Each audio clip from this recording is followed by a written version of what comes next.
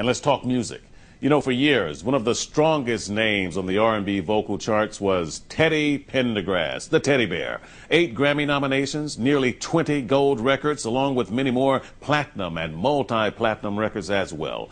With his commanding voice and his presence, Teddy Pendergrass became a musical giant until one late night on a narrow road and a winding road in Philadelphia, his life was permanently changed. I recently visited Teddy Pendergrass at his home to talk about the past, the present, and the future. Well, you know, Teddy, it's been said that life can be cruel, life can be funny, but it's always interesting. Always, yes. 25 years later, what's it been like for you? When I really look back over the last 25 years, I can only say that life is life. Things happen. You know the expression, stuff happens. Sure. But when you can come out of those things and you can experience the better things, it kind of makes the bad things better because you don't focus on the bad things. I have too many good things to focus on. Well, you're clearly a survivor. I mean, you are still doing your thing, as only Teddy can do his thing. Has the time gone by quickly for you, or has it lingered? It lingered at first. I would say the first 10 years, it was slow. At this stage, I didn't really know it was 25 years. March 1982, Lincoln Drive. March 18th. March 18th. Around 2 a.m. You remember it well? Pretty much, yeah. You said it took some time before you even ready to go back and go back down Lincoln Drive after the accident, but finally you did. Tell me about that. What was that like? It was a bittersweet experience. I wanted to do it. It wasn't an accident, of course, because my driver would never take me anywhere I didn't want to go. But I asked to go that way. I wanted to just try it. I wanted to get past it. It was something I didn't want to hold on to in my life. I wanted to just get by it. You have so many awards in your home here. When you look at those awards, obviously it must make you feel proud and that you really accomplished something in the music industry. I always wanted to have a career, not just a record, but I wanted to be able to do this anytime I wanted to do it, as long as I wanted to do it.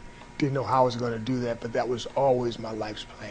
Well, you're singing a different song in life now, and you're encouraging better research and more awareness for people with spinal cord injuries.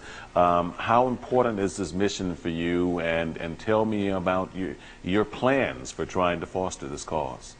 Spinal cord injury, first of all, I want people to remember and recognize it is not a disease.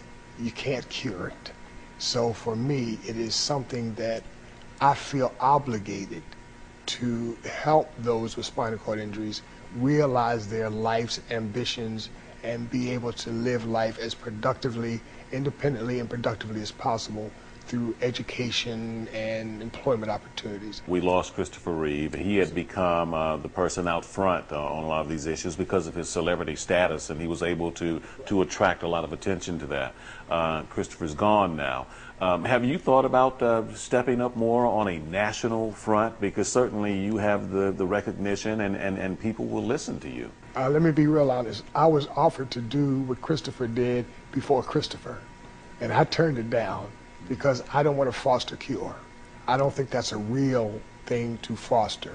For me, I'd rather foster and emphasize quality of life. I think that's more important. So at this stage now, I'm taking a national step towards this because that's what's disappointing to me, that people tend to think you can cure it. There's nothing wrong with putting money into research. Research is important.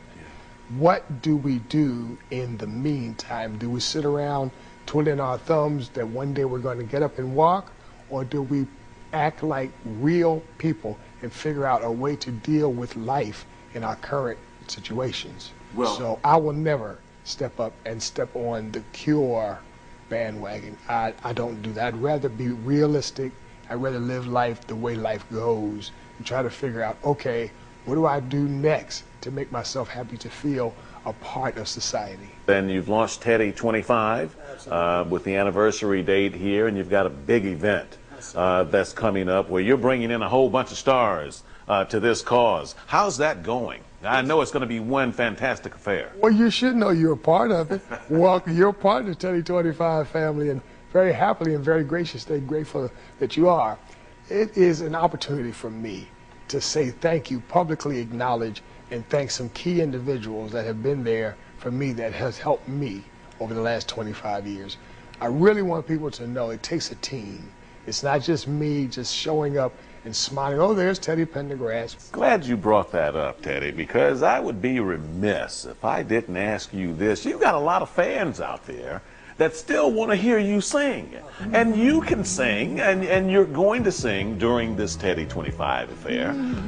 Why won't you get back in the studio and give your fans some more music? It's not that I don't want to give them new music. It's just I think I have evolved into other, there's so many other things that I'm really passionate about. Well, you know, you're doing okay, and a lot of people out there are certainly looking forward to coming out and spending time with you at Teddy 25 at your event that's coming up, and I'm looking forward to it myself. I just want people to know that they can get their tickets at the Kimmel Center, and they can do it online, www.kimmelcenter.org. Get your tickets now. There's only a short time period left to come and enjoy and be a part of this. Or you can go to the Kimmel Center box office and get your tickets. Tickets are available, and this is just going to be one incredible Black Music Month, black tie affair. Oh, black tie. I'm dusting off my tuxedo now. Well, I know you have about 3 or 4 because I'm sure you look wonderful in tux, and the ladies are going to need to know. You will be there. That wonderful voice will be there. Maybe you could have given me some singing lessons. You know, I got this voice. Hey, Teddy, I can't carry a tune in a bucket. You know, I don't know what happened. The singing thing just never worked for me. Didn't work for me, but boy, Teddy can sure sing. By the way, there was one other thing that he wanted to make sure that I passed along here. He will be singing at this event. He has a brand new song that he's going to debut at the event on Sunday, and I think it's really going to be something. And he says you got to come out to hear it. I couldn't get him to give us a preview. Sorry about that. But again, you can check this out for yourself. The star-studded event will take place Sunday, June 10th at 4 p.m. at the Kimmel Center in Philadelphia. And he's got all the big stars coming out. Patti LaBelle, Stephanie Mills, Ruben Studdard, and many more. It's hosted by Monique. And you can get your ticket information. We put it up on the screen here. And if you need more, you can go to cn8.tv and we'll have it listed there for you. Really enjoyed my talk with Mr. Theodore Pendergrass.